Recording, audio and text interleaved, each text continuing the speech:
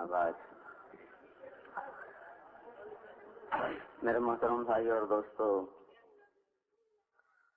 اللہ تعالیٰ کے دربار میں انسان کی قیمت اس کے حسب نسب، اس کی شکل و صورت پر نہیں ہے، بلکہ اس کے اندر جو اس کی صفات ہیں، اس کے جسم سے جو نکلنے والے اعمال ہیں، اس کے لحاظ سے انسان کا وزن ہوتا ہے۔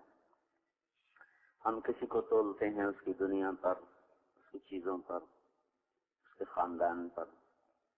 یہ تول اللہ کے ہاں ہے نہیں۔ وہاں جو تول لگا ہوا ہے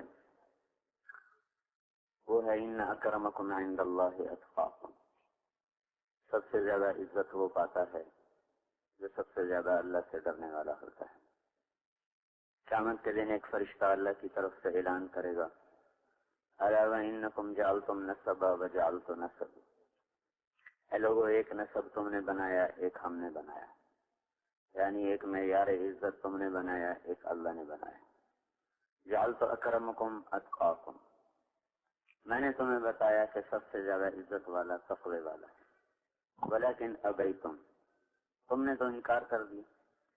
وقلتم ان فلان ابن فلان خیر من فلان ابن فلان، تم نے اپنے ہی گھڑ لیے، کسی کو مال کی وجہ سے عزت دی، کسی کو حکومت کی وجہ سے عزت دی، کسی کو شکل کی وجہ سے عزت دی، کسی کو کسی وجہ سے۔ جو میرا معیار تھا وہ تم نے ٹھکرا دیا، اپنے تم نے نئے نئے گھڑ لیے۔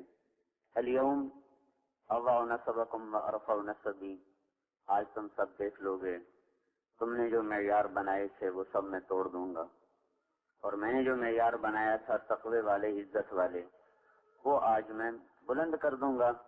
پھر اللہ تعالیٰ اعلان فرمائیں گے، این المتقون، کہاں ہیں تقوی والے، کہاں ہیں اللہ سے ڈرنے والے۔ تو وہاں کا معیار صفات ہیں، اعمال ہیں، چیزیں ہیں۔ پھر ایک اور اعلان ہوگا، فلیکم اہل الصبر، صبر والے کھڑے ہو جاؤ۔ تو ایک جماعت کھڑی ہو جائے، اللہ تعالیٰ کہیں گے جاؤ بغیر حساب کتاب کے جنت میں چلے جاؤ۔ پھر اعلان ہوگا، فلیکم اہل الفضل، فضل والے کھڑے ہو جاؤ۔ پھر ایک جماعت کھڑی ہوگی، اللہ تعالیٰ فرمائیں گے جاؤ بغیر حساب کتاب کے جنت میں چلے جاؤ۔ پھر اعلان ہوگا، فلیکم جیران اللہ، اللہ کے پڑوسی کھڑے ہو جاؤ۔ پھر ایک جماعت کھڑی ہوگی، اللہ تعالیٰ فرمائیں گے جاؤ بغیر حساب کتاب کے جنت میں چلے جاؤ۔